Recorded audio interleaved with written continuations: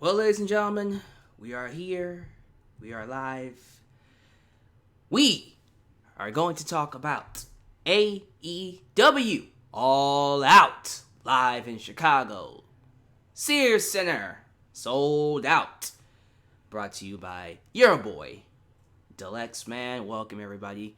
I want to take this time to first off congratulate AEW on yet another great outing in terms of selling out arenas, business ventures.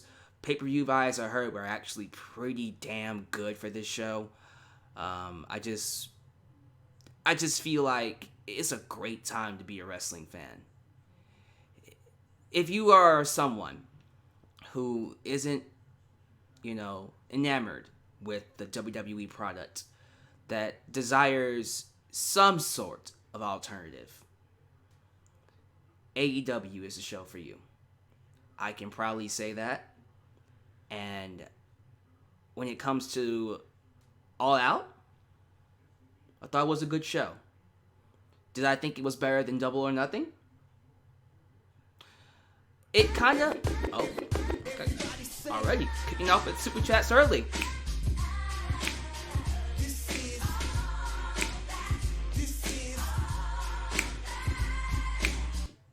Will you review and watch NXT TakeOver UK tomorrow? I did watch NXT TakeOver UK. That review will be coming later on. Most likely not tomorrow, but in the future. I will be talking about that show. It was also a show worth watching. It was good. But getting back to the show that we're here to really mention, AEW, it was a good show. At the end of the day, the only thing I cared about when it came to AEW was if I was to pay, if I was to watch you on a regular basis, could you deliver consistently a good show? Double or Nothing, great show. Fyter Fest, good show. Fight for the Fallen was solid. I still think that's the weakest so far out of all pay-per-views. But All Out, good show. Overall, really strong outing for AEW. They are fulfilling the request I had. Deliver good shows consistently. I have yet to be disappointed by AEW. And if you continue doing that, I will continue giving you my $50. I do not mind paying for these pay-per-views. I did pay to watch this show tonight, and I feel like it was worth it. And I think you will too. So definitely go out of your way to see this show. We're going to break down all the matches, all the craziness, wackiness that happened. We're going to talk about some things, some aspects about the show that I liked and didn't like. And you guys give me your thoughts down below in the comments. If you like what I have to say and you want more, do yourself a favor. Subscribe and donate, apparently, like you guys do. I thought it was good, but it was a little sloppy. Well, we'll talk about, there were some things about the show I didn't like. But I do want to go ahead and get this out the way first. That being, first time watching me, like the video and subscribe. Help me get to 30,000 subscribers.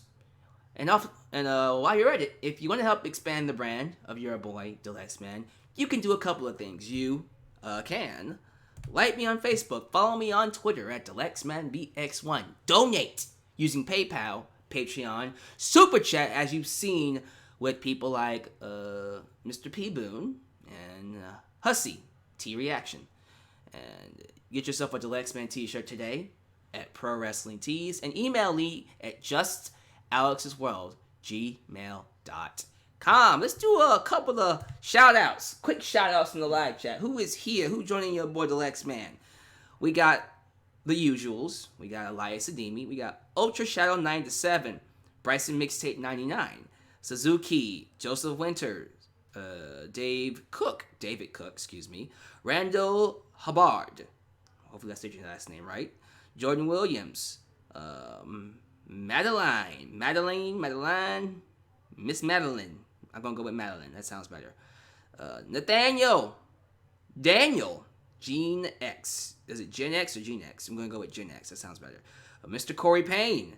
We got Anthony Ace, Kyle Hernsberger, M223, Aaron Sherwood, who also donated, I believe, in previous videos. One of my consistent donators. Robert Kent, Jesus Gomez, Bradley Xavier. Here they come. Now they coming. Jake Horror, Justin Long,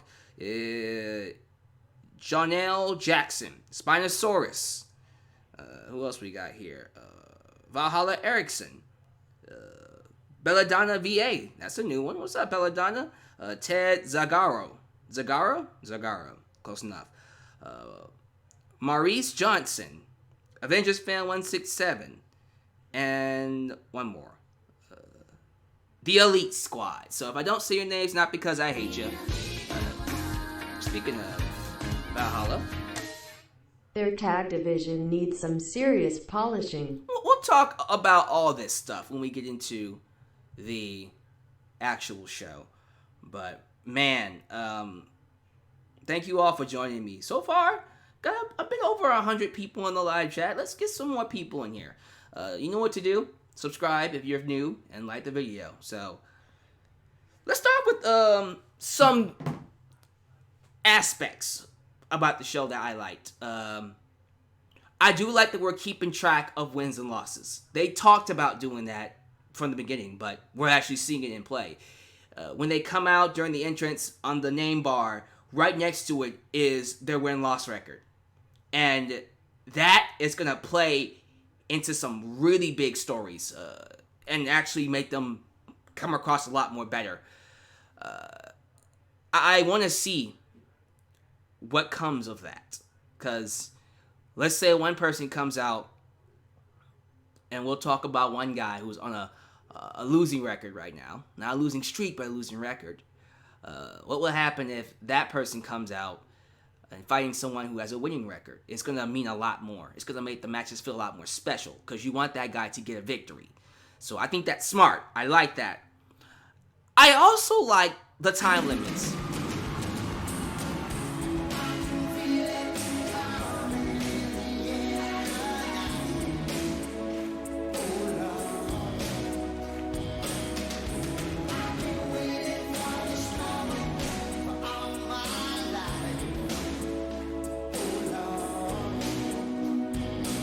It was a really good show. Not all of the matches delivered, but all of the big matches delivered, which I think is the most important thing.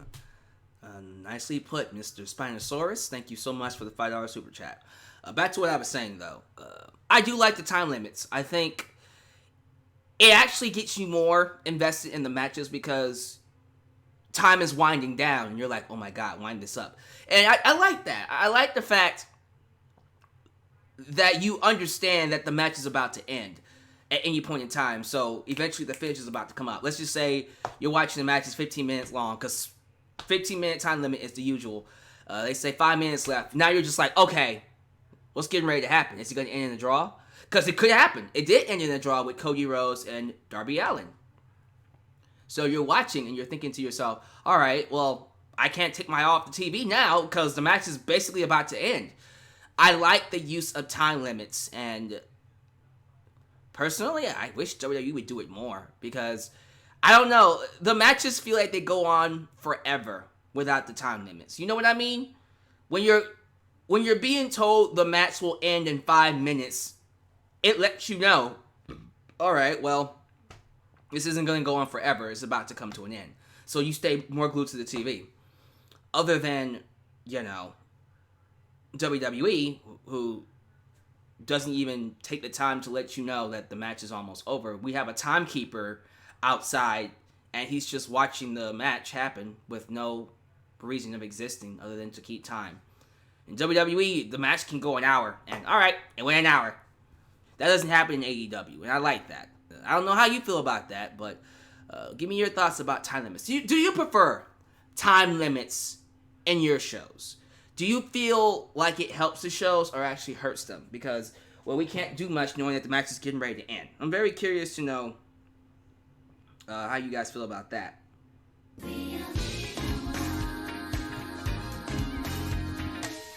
See, Big Ghosta, 99 cents. Thank you so much for the super chat, buddy.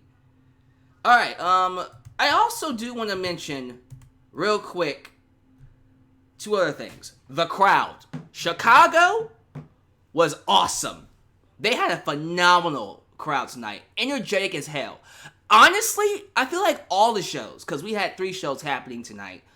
We had the NXT UK TakeOver show. Super Chat Mania. Keep them coming. Once again, thank you for the 99 Super Chat, buddy. I appreciate that. The NXT TakeOver UK shows had a awesome England crowd. The New Japan show, awesome crowd there too. Energetic crowds really help a show out. And Chicago tonight, I felt, really gave this show the kick that it needed to stand, to me, as a good show. Other than that, I do want to talk about this one major issue I've noticed throughout the night. NXT, sorry. Well, I'm thinking NXT UK now, sorry. This is why I don't like talking about both shows.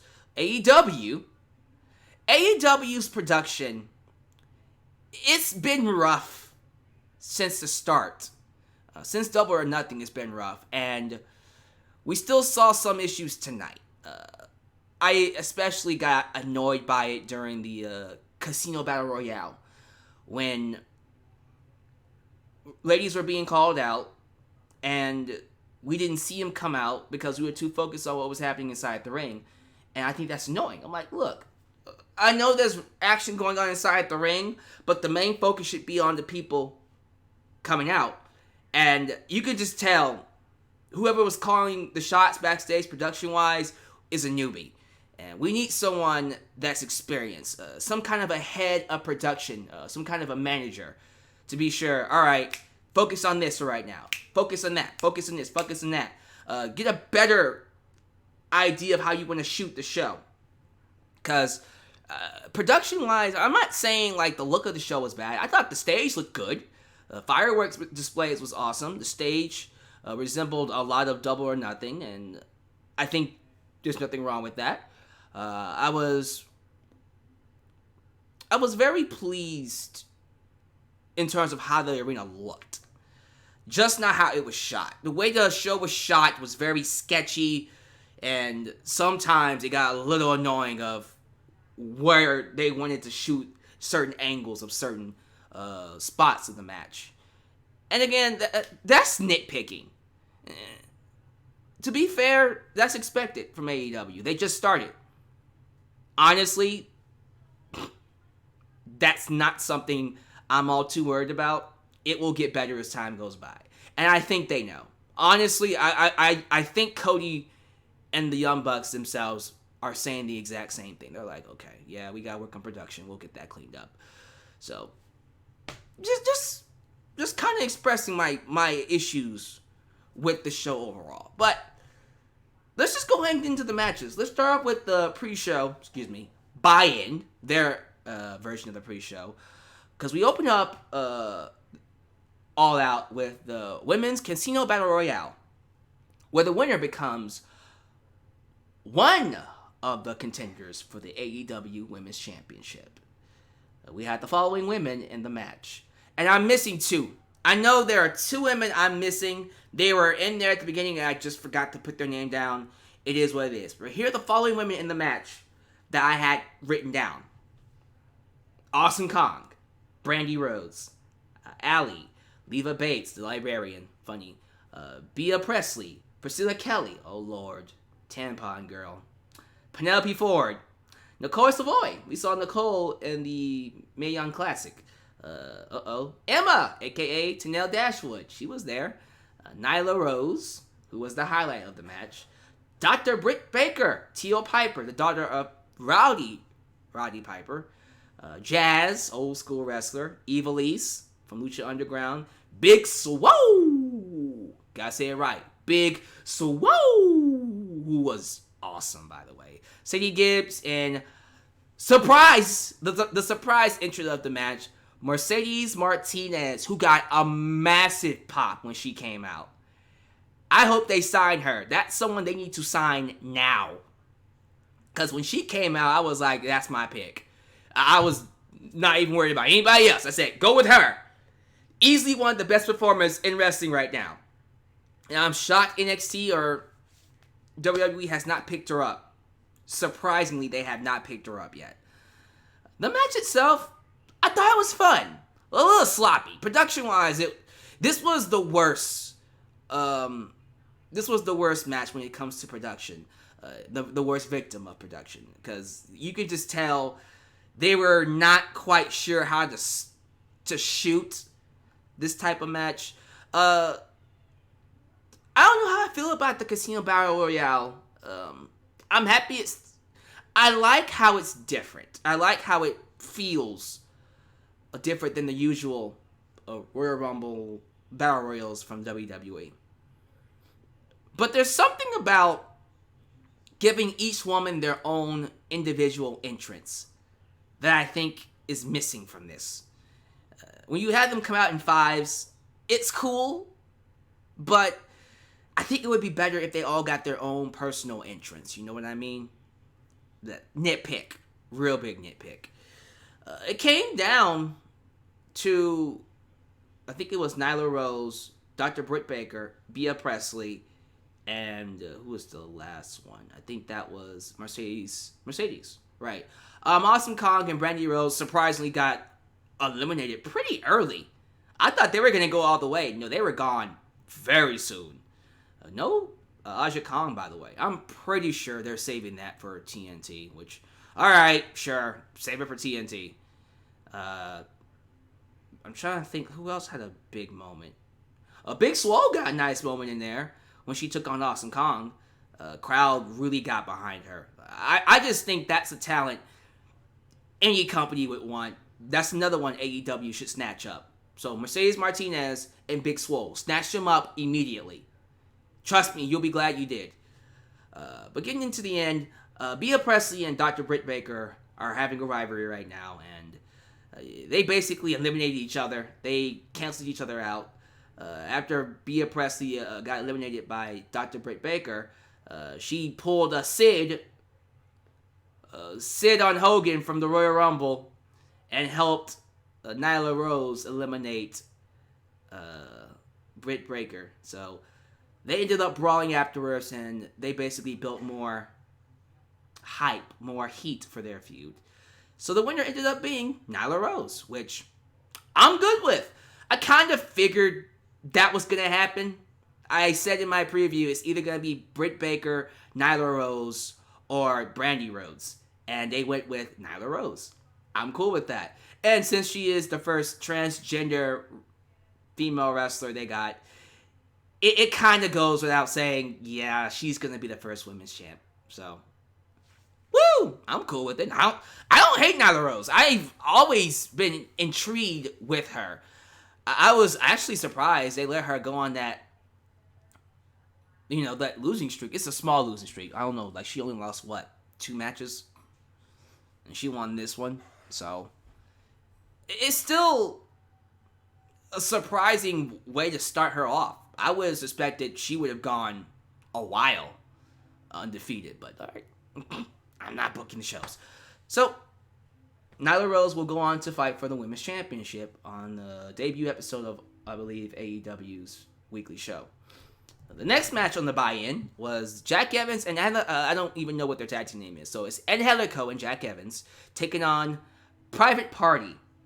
This was an exciting, fast-paced, high-flying match. I can't believe my eyes at that finish. They did a freaking Hurricane Rana into an RKO. I swear to God, it's just as awesome as it sounds. You would have to see it. It was phenomenal. And it was the finish of the match, which I'm happy it was. I don't know if I would have been happy if you did a move like that and it didn't win the match. I would have been like, okay, look, come on now. So that was great. That was awesome. I'm happy that, first off, I'm happy the match happened, but Private Party is quickly becoming one of my favorite tag teams in wrestling today.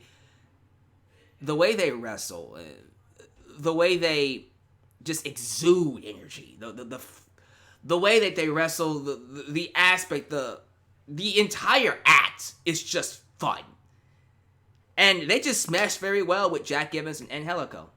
So, easily a really good match to check out. If you're a fan of the crash course, fast-paced, high-flying kind of match, this is it.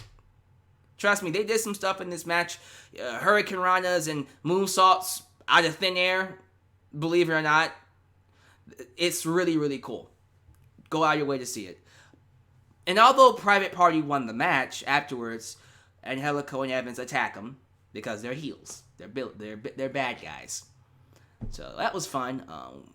Oh, and real quick before we get to the real show, there was this hype video package of a new wrestler coming in called... It's called Super Chat, apparently. Nyla Rose, Nia Jax, hey. Nyla Rose is better than Nia Jax, huh? Nia Jax, huh? Oh, absolutely. Abso-freaking-lutely. Nia Jax wishes she was Nyla Rose, if you know what I mean. No, not that way. I'm not saying. Okay, back to the hype video. Wardlow. So is it Wardlow? Wardlow? Is that how you say his name? I'm gonna go with Wardlow. Well, anyways, it's this big muscular foreign guy in this vignette where he was attacking these people at night on top of some type of a building, and you had this woman behind him controlling him. So it's like a mixture between Rusev and Lana, and then those of you who watch Lucha Underground, Mil Muescas. So, and Katrina. So, like, a mixture between those two, which I like. I don't know what to expect. I might like him, I might not. Let's see what happens. I'm intrigued. We go into the actual showdown, the main card. We open up with the best possible match to open up with. SCU taking on Jurassic Express, 6-man tag. That is, if I'm not mistaken, that is Christopher Daniels, Kazarian, and Scorpio Sky, SCU, versus Jungle Boy, Marco Stunt, and Luchasaurus. Pause. Luchasaurus is a star. He is the highlight of this match. This man is easily one of the best parts of the show.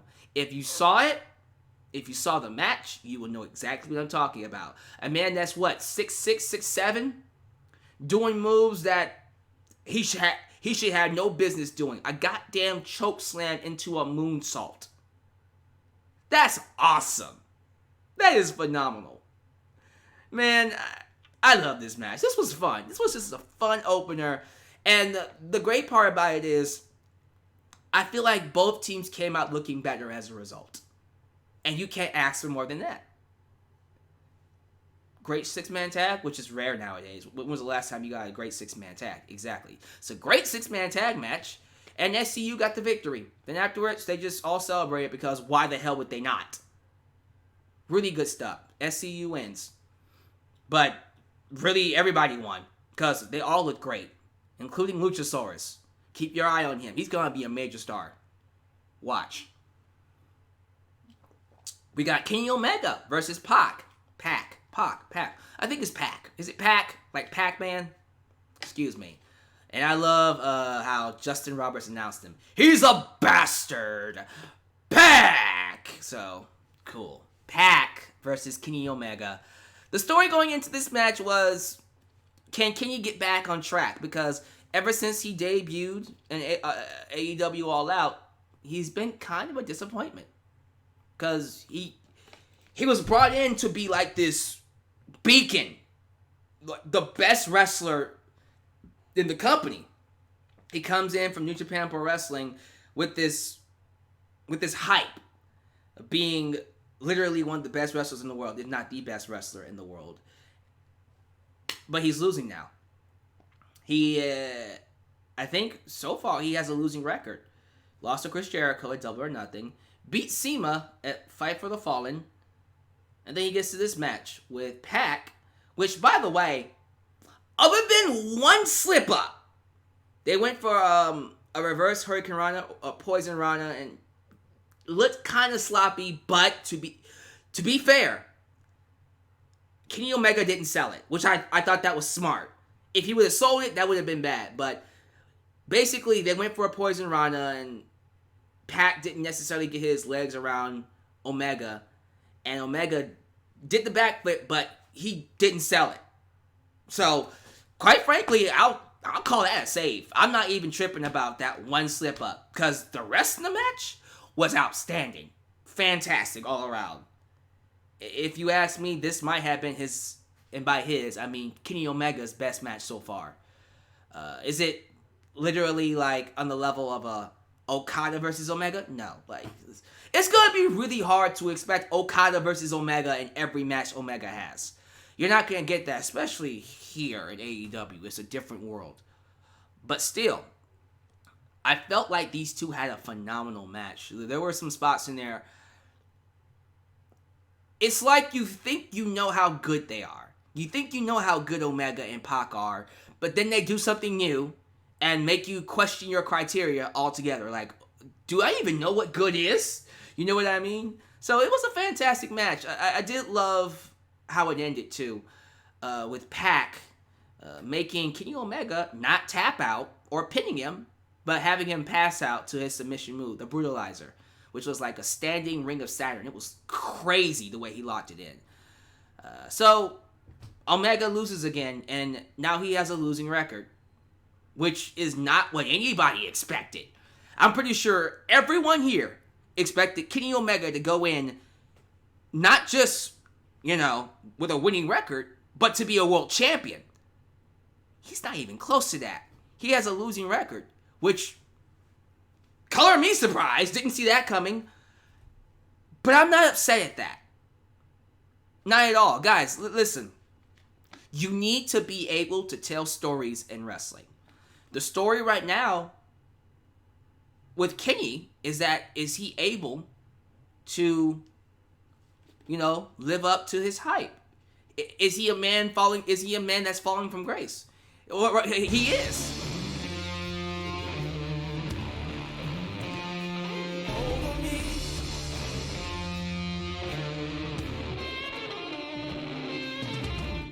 If AEW plays their cards right, Luchasaurus can be a major main event star for them.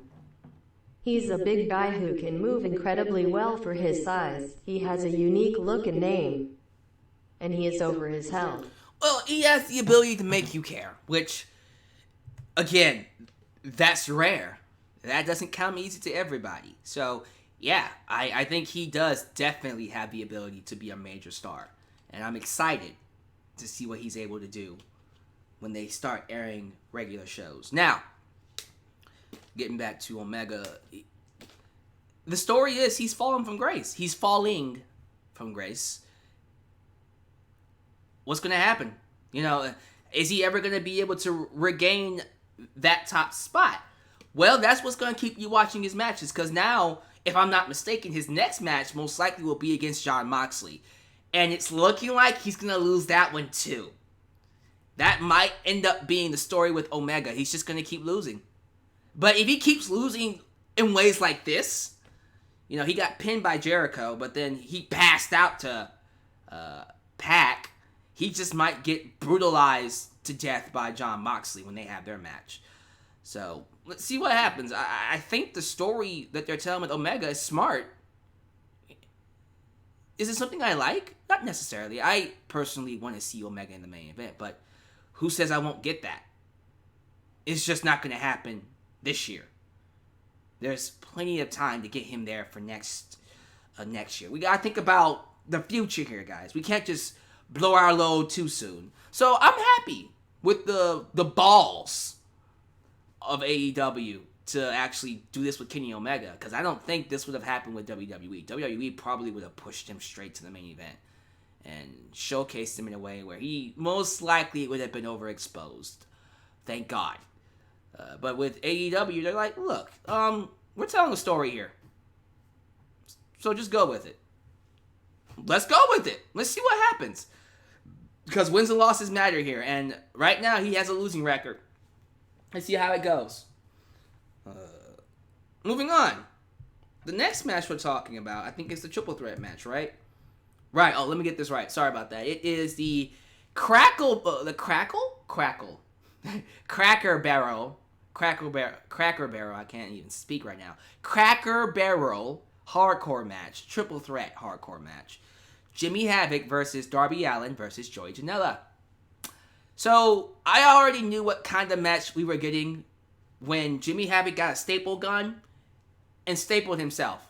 Just before the match even started. And I went, oh, so that's what we're in store for. And we were. This match was insane. If you're a CZW fanatic, if you like that hardcore ECW blood and guts kind of match, this was for you. This was for you. They did some scary spots.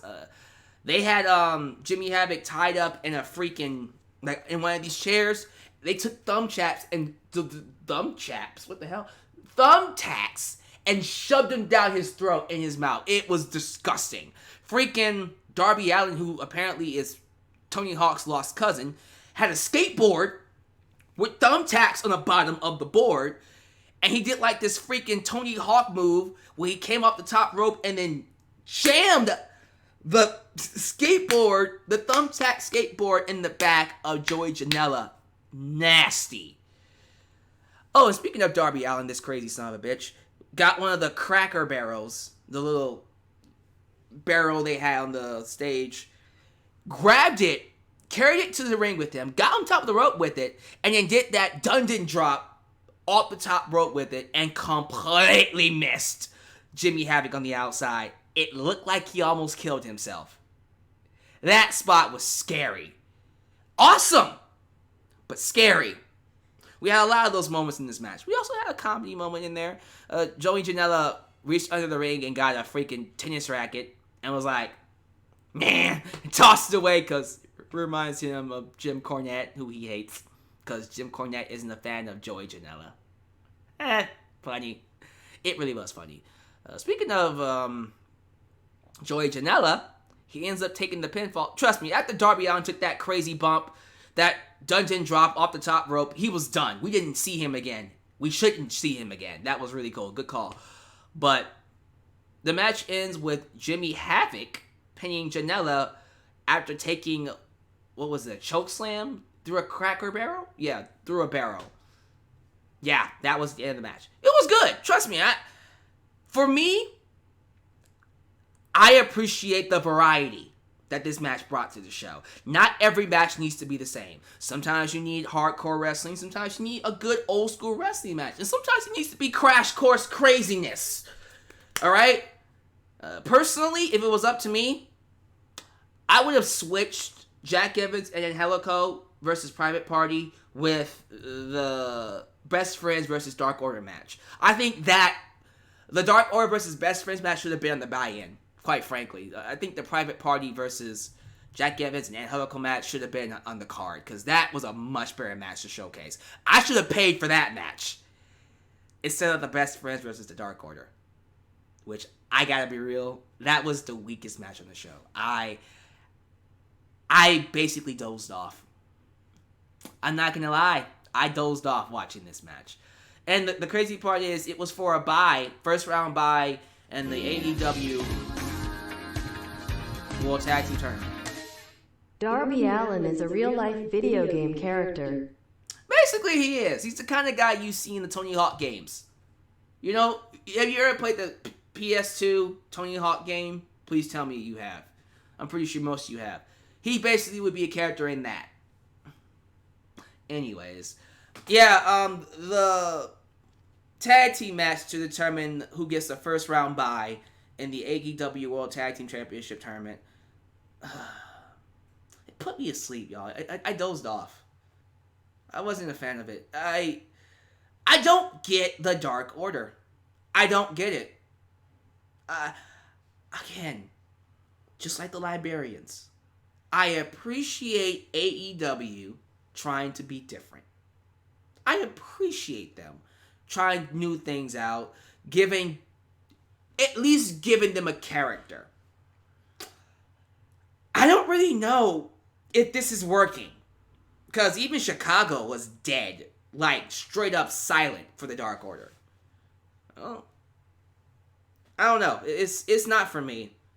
It's not a tag team I personally care for, and let's hope they don't win the tag team titles. I think if you're gonna give someone the tag team titles, give it to someone that we know people will care for.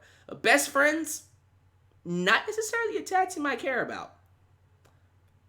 I would give it to Private Party. I think Private Party, either Private Party or another tag team that came in later on in the night, or the Lucha Brothers. Young Bucks, Lucha Brothers, or Private Party, and then the tag team we'll talk about in a second. I'm cool with that, but Best Friends and Dark Order, I only appreciate the Dark Order for the fact that it's different, and it adds more variety to the tag team division. AEW has a tag team division. I'm happy about that. I'm just proud of that aspect alone. That doesn't necessarily mean I enjoyed this match, because this match was basically a snooze fest for me. And it was predictable. The Dark Order won, because that's usually what happens. When you do a bye in the first round, the heels usually get it. That's just how it is. Let's see. Nothing else to really say about it. You guys can talk about the rest of the match if you want in the live chat. I don't know. The Dark Order is just not for me. They're just not. Now, moving on to what happened after the match, which I thought was also one of the highlights of the night. We got Mr. Orange Cassidy, Mr. Badass, hitting the ring and helping the Dark Order. Helping the Best Friends take out the Dark Order. Sorry, he didn't turn heel. He came out in his glasses and the nonchalant swag, did a plunge over the top rope and took out the Dark Order. And he received a hero's welcome in Chicago. I love Orange Cassidy. You need characters in wrestling. Guys, not everybody can be the straight and narrow persona. Once in a while, you need that. You need the straight and narrow. You need people being themselves. But to make those guys pop, you need characters around them to give the world a variety sense. And Orange Cassidy is a character. He's a straight, pure-blooded character, and I think he's awesome. I think he's great.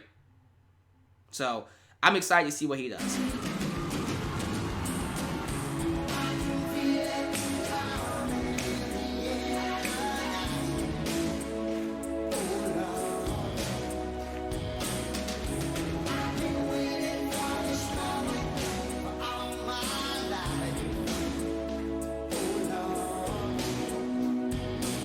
Either Private Party or a boy and his dinosaur should win the tag belts. Oh, absolutely. I think they call them Jurassic Express now. So Jurassic Express is another one. Just not the Dark Order. The Dark Order is just not... Nah. That's just not a tag team I think we should be giving the belts to right now. Alright, let's get to the next match, which I believe is the other number one contendership women's title match.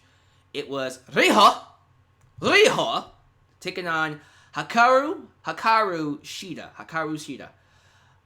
I remember both of these women from that 6 women's tag match at Double or Nothing. Was it Double or Nothing or Firefest? Double or Nothing. Hikaru Shida. Haven't seen much of her, but I liked her. I like how she came across in this match. Kind of wish she would have won. I have no issues with Riho. Look, I get it. Riho is 98 pounds. She's small. She's the underdog. They're going with the underdog Japanese performer. Kind of like Rey Mysterio. I get it. I don't know. It's just... something's missing with Riho. I don't really buy it. It's not because of her size, although it kind of is. 98 pounds. Yo, really? 98 pounds? Okay. But not even that. It's just, there's something about the way she wrestles that's just lacking. You know what I mean? maybe it's because I'm spoiled. Like, I'm used to seeing Asuka and Kairi Sane and Io Shirai and Meiko Satomura. Like, those Japanese performers, like, they kill it. And then I see Rio and I go, you don't really match up to them. Not saying you're bad, but man, come on, like, get with the program. Anyways, yeah, I would have gone with Hikaru Shida. Hikaru Shida. I would have gone with Shida. But we didn't. We went with Rio. So Rio wins the match. The match was solid. It was good enough. Basically an upgrade from the last match, I'll tell you that. But I don't know. Like, Rio versus Nyla Rose. Like, come on. You might as well give Nyla Rose the title. If Rio beats Nyla Rose one-on-one, I'm going to be upset. Literally upset. Like, no. Rio better not beat Nyla Rose. Come on now. Don't do the... I know everyone's saying, well, Rio beat Nyla Rose. No, she pinned Nyla Rose in a triple threat match.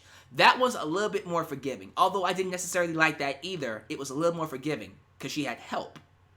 This is one-on-one. There is no help here. One-on-one, she needs to get destroyed. 98-pound Rio taking on transgender wrestler Nyla Rose.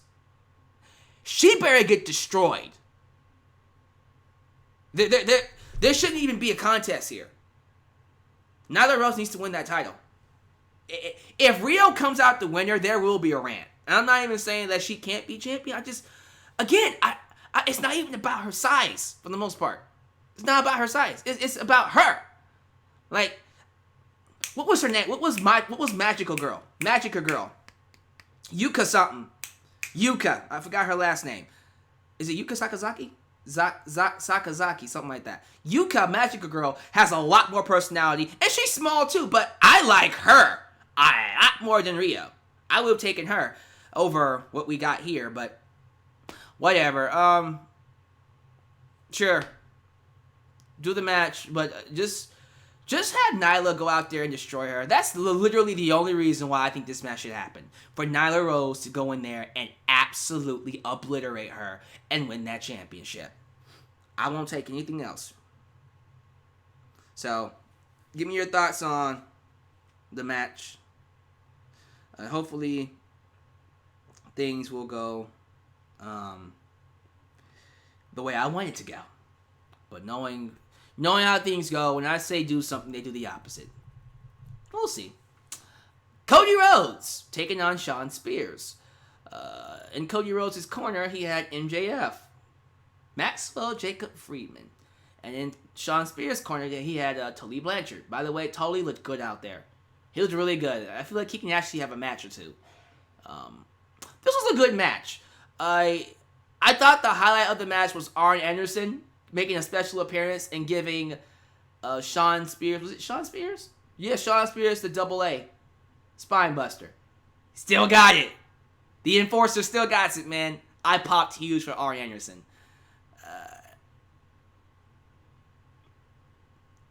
That's it. It was just a good match. I appreciate the match for it being old school. It was a very old school type of match that, put a nice little break in the way the match, the show flowed. Again, you gotta have variety. You gotta have a crash course match, then you gotta have a hardcore match, and you gotta have a hybrid match, I suppose. I suppose Omega versus Pac was like the hybrid match, kind of a mixture of all styles. And then you got the old school wrestling match. And that's what you're gonna get. Cody Rhodes is an old school style wrestler. He wrestles like his father, Dusty Rhodes. I'm cool with that. And Shawn Spears and him had a very good styled old school performance. And Cody Rhodes wins. No steel chair shot. Well, he used the steel chair, but he didn't hit him on the head with it. He did like a kick with the chair into the face of Shawn Spears. He wins the match that way. And Cody currently has a win record. He has a winning record going on right now. I don't think he's lost a match. He hasn't lost a singles match. He lost a tag match. But, yeah, in terms of a singles competitor, Clean win record and one draw. One draw, but a clean win record going on so far. Sounds good to me. Sounds really good. Really good? Really good.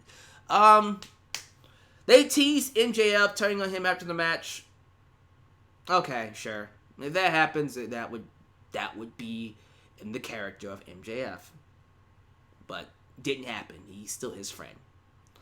Moving on to what I thought was the match of the night. As you would imagine, we got the AAA World Tag Team Championship ladder match. The Lucha Brothers, that's Pentagon Jr. and Rey Fenix, taking on the Young Bucks, Matt and Nick Jackson. This was outstanding. This was out of this world amazing. The spots in this match were crisp. You don't see this kind of action anywhere else, and the Lucha Brothers are over. It's matches like this that just make me sad for Lucha Underground. Because I feel like when you look at people like the Lucha Brothers, you look at Evilise, you look at Luchasaurus, you look at Jack Evans and Angelico, most of the people who came in from Lucha Underground, who joined the show, you look at how they're doing and you go,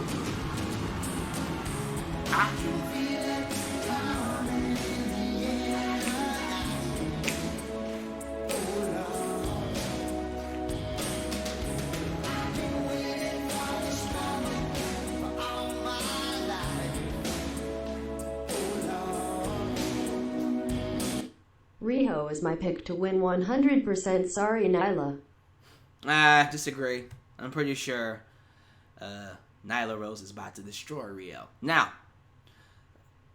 I really do feel like if Lucha Underground had their act together, was able to get the funding that they needed, this could have been them.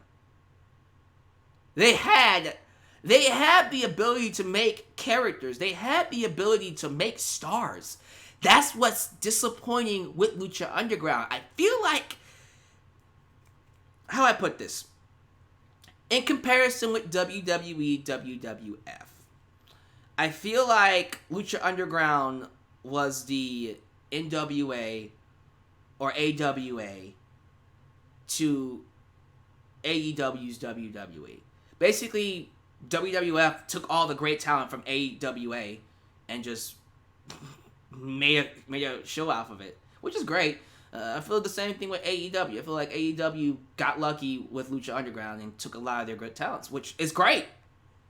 Not saying AEW can't create their own stars, which I'm pretty sure they will, but it's one of those things where it's like, Lucha Underground helped you out. But man, this match is insane. I've seen some crazy spots with ladders. The only issue, I had to talk about this because this gets on my nerves. There was a spot in this match, I swear to God, Pentagon Jr., right? It was either Phoenix or Pentagon Jr., one of the Lucha Brothers, did a Mexican Destroyer. That's a front flip pile driver off the ladder through a table with Matt Jackson. I said, if he gets up from that, I'm going to be pissed off. That's the kind of thing that should put you out for the entire match. Like with Darby Allin, when he took that dungeon drop with the barrel, he was done. We didn't see him again. With Matt Jackson, when he got hit with that spot, we should have not seen him for the rest of the match. But we did. He got up, like he used freaking Phoenix down in a Final Fantasy game and got right back up. I'm like, yo, man, what you doing? I mean, he still did, oh, my neck. Oh, no. Don't give me that, oh, my neck. No. Bruh, you took a pile driver off the ladder through a table. You're done. That's it. All right, it was like, I'm pretty sure some of you know what I'm talking about. In CZW, Leo Rush, random comment, took a goddamn pile bomb off the ladder through a table and just popped right back up. Like, what are you doing? What? Nah, bruh. That's how I feel about this spot. I'm like, yo, Young Bucks, man. Like, think about how you're selling in your matches. Like, in real life, you should be done. You take a pile driver through a goddamn table, you're done. Buddy, you're done. but he got up. So, I'm trying to remember a spot that sticks out. Everything that Phoenix did stuck out. Him walking the ropes and being a tight rope expert, making things look great. So many high flying moves, so many plunges. Just an outstanding crash course ladder match that you guys should check out. And the Lucha Bros win. They completely end this feud between them and the Young Bucks with a victory. So they retain the AAA tag team titles. And now it's on to crowning the first ever AEW World Tag Team Champs. Both teams will be in there, including a team that debuted after the match. So once the Lucha Brothers won, we see two randoms jump the ring and mask. And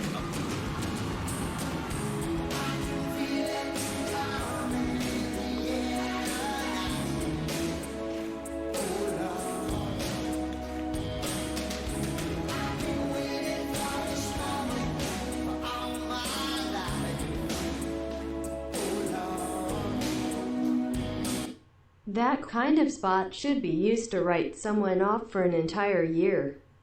For real, I remember when Chyna took a pile driver and they did a freaking storyline where she was gone for like 6 months and then came back at WrestleMania. She wasn't necessarily hurt, she just sold it like she was.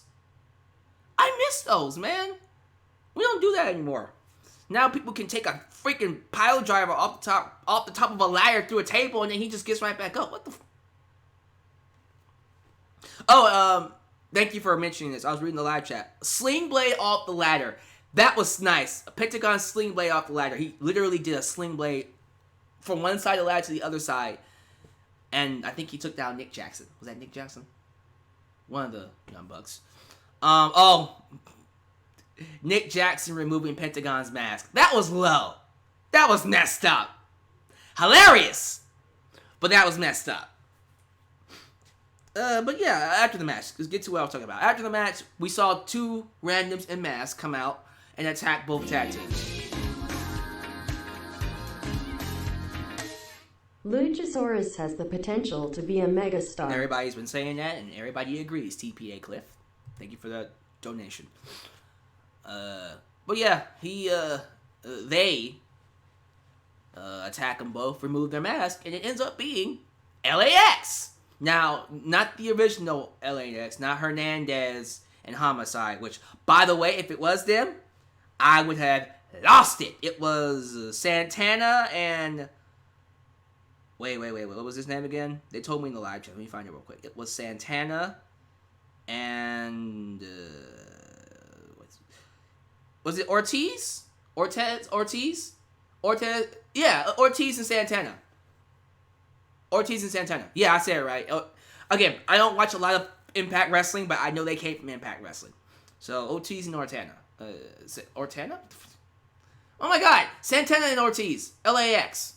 They're now in AEW. I don't know if they'll be called LAX anymore. They were called LAX because Conan watched them.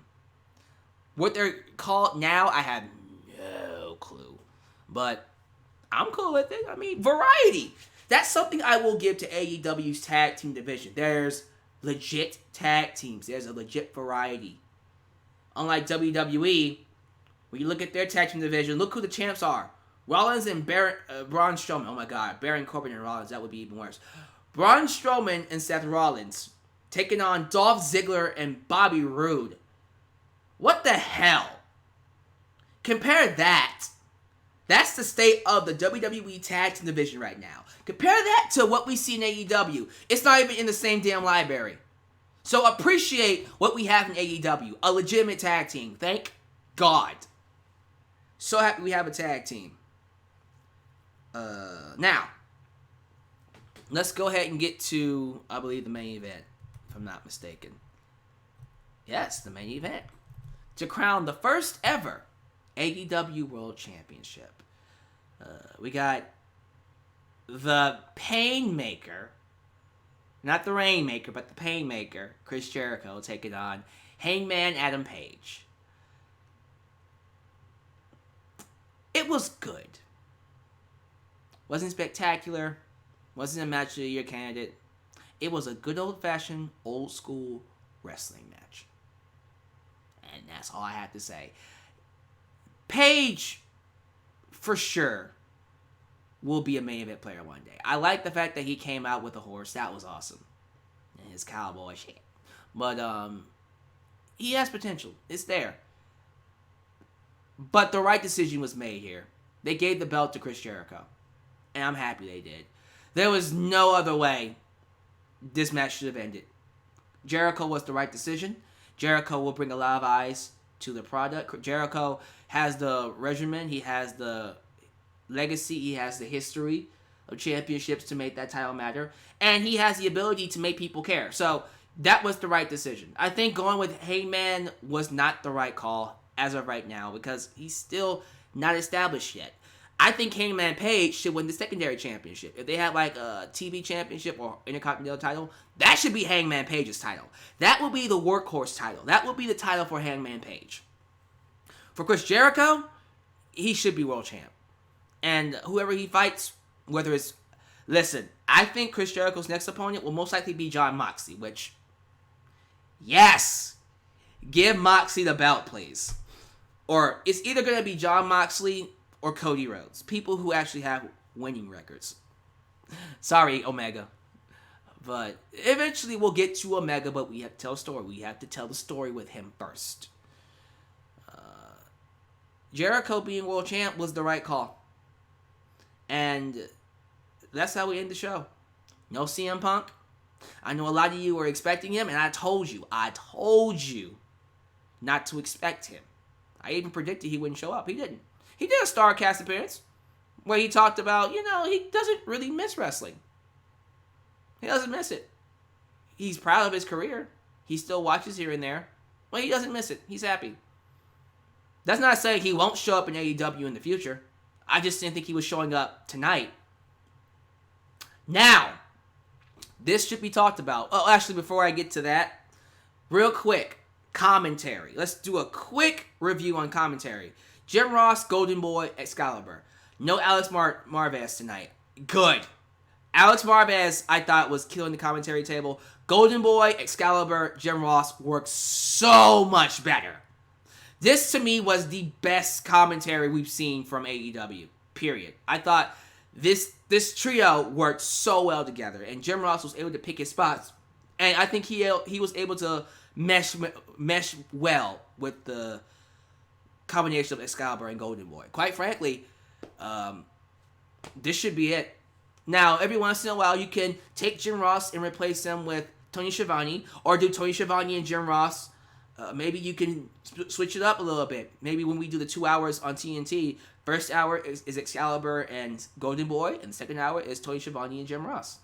Or maybe if you want to do 1 week, Jim Ross, Excalibur, Golden Boy, and then another week, Tony Schiavone, Jim Ross, and Golden Boy, or a combination of the four.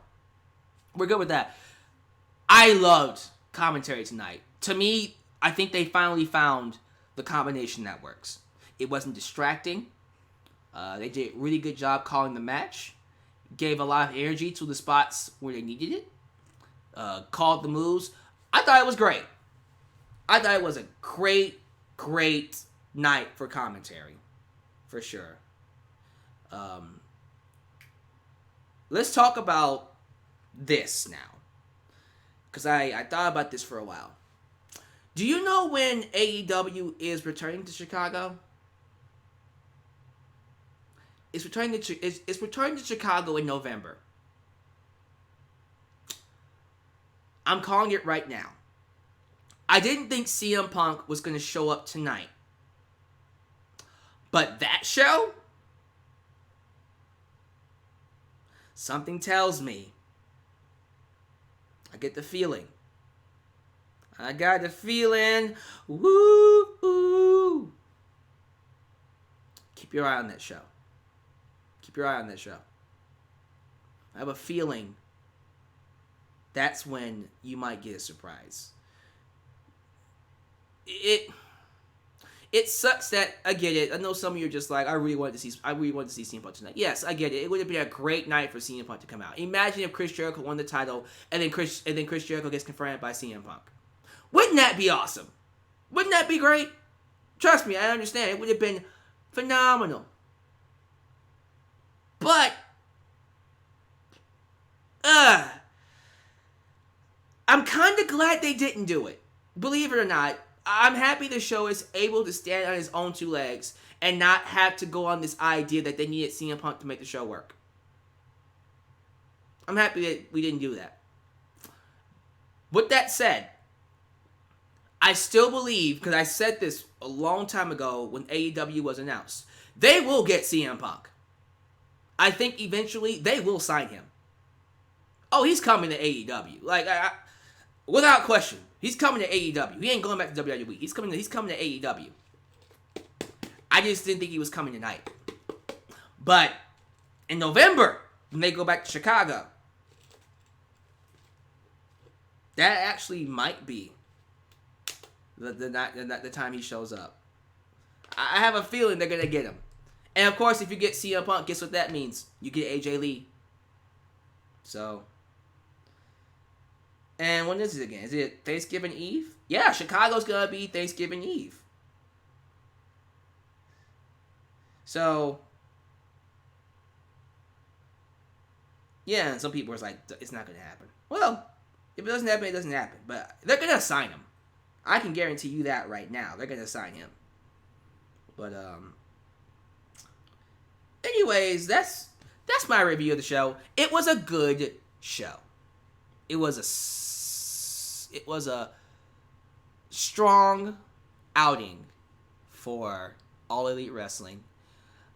Was it any better than NXT's takeovers this year? I still think NXT TakeOver has the edge a little bit. NXT TakeOver UK might. I haven't really talked about that show yet. But in terms of NXT takeovers, yeah, they had the edge. But it's easier to have the edge when you're only 2 hours. And 2 hours and 30. This was 4 hours long. This was a long show. This was 4 hours. 4 hours! But for a 4-hour show, it was still pretty good. So I'm not going to complain. I thought it was a good outing all around. Out of 10, I give it an 8 out of 10. Give me your thoughts. How you guys feel about it? I'll do 5 minutes. I'm going to sit here for 5 minutes and let you guys talk to me. And then we'll go from there. So what do you guys think? Their next pay-per-view will be called Full Gear. Full Gear? Full Gear? When does that premiere? Did they give you a date for that? AEW Full Gear. Let's see here. Brandon Workman. To the guy who super chatted the tag team division needs polishing is an idiot. Let's not call anybody idiots, guys. They had the best tag team division in the wrestling game. Yeah, I don't necessarily agree with them. I don't think they need polishing at all. I think they have a plethora of tag teams. I just don't like the Dark Order. That needs polishing. Dark Order needs polishing, but other than them, look at what they got. Jack Evans and Angelico, Private Party, Lucha Brothers, Young Bucks. I didn't even mention them first, but Young Bucks. LAX just came in. Then you got the Best Friends. And then you got SCU, Lucha. I was gonna say Dinosaur and his boy and his dinosaur. It's Jurassic Express. That's Lucha Underground. Psych. I'm missing the tag team. Did I say Dark Order? I don't think I said Dark Order. Yeah, Dark Order. I'm missing a tag team. I know I am. Okay. Well, they have a plethora of tag teams. That's close to 10 tag teams. That's plenty of tag teams to work with. Oh, I'm probably thinking of the Rhodes brothers. Cody Rhodes and Dustin Rhodes. That's what I'm thinking of. Cody and Dustin Rhodes. Probably. Maybe. I don't know. But they have plenty of tag teams to work with. And we're good. So I don't agree that it needs polishing. I think it's great, honestly. Just get rid of the Dark Order. Calm down. Ultra Shao gave it an A-. Oh, wow. He thought it was a fantastic show. Hey, man, I'm happy you enjoyed it as much as you did, man. That's great.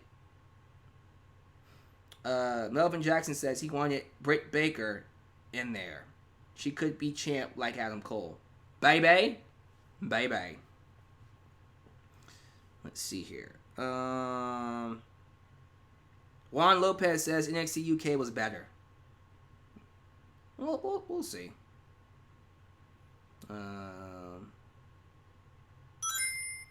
Thank you for the subscription, by the way. I think that's that's gonna be it for me. Look, guys. Thank you guys for watching. Be sure you guys like the video, by the way. I'm excited for what's getting ready to happen with AEW. I think for the most part, we're set for the first few months of AEW are going to be great. I'm interested to see how things roll along into 2020 when the rose falls off the bloom. When they're, well into the war with NXT and things are a little bit more polished with the company in terms of production, in terms of who's in the main event. Because right now we're still trying to establish divisions. We're still trying to establish the women's division. We're still trying to establish mid-card, main event. Once everything is more polished, let's see how things work out. But other than that, all I got to say is thank you guys for watching me. Thank you guys for watching me. I hope you enjoyed the video. As always, like, comment, share, subscribe. Buy my t-shirt at buy my t-shirt at Pro Wrestling Tees. I don't know what I was getting ready to say. Buy my Deluxeman t-shirt at Pro Wrestling Tees. Follow me on Twitter at DeluxemanVX1. That's what I was getting ready to say. Like me on Facebook. All the links to everything is down below in the description box. As you can tell, I'm tired and I'm going to go to bed. So I hope you guys have a good night. This is your boy Deluxeman signing off right here in Deluxeman's World. Take care. Peace.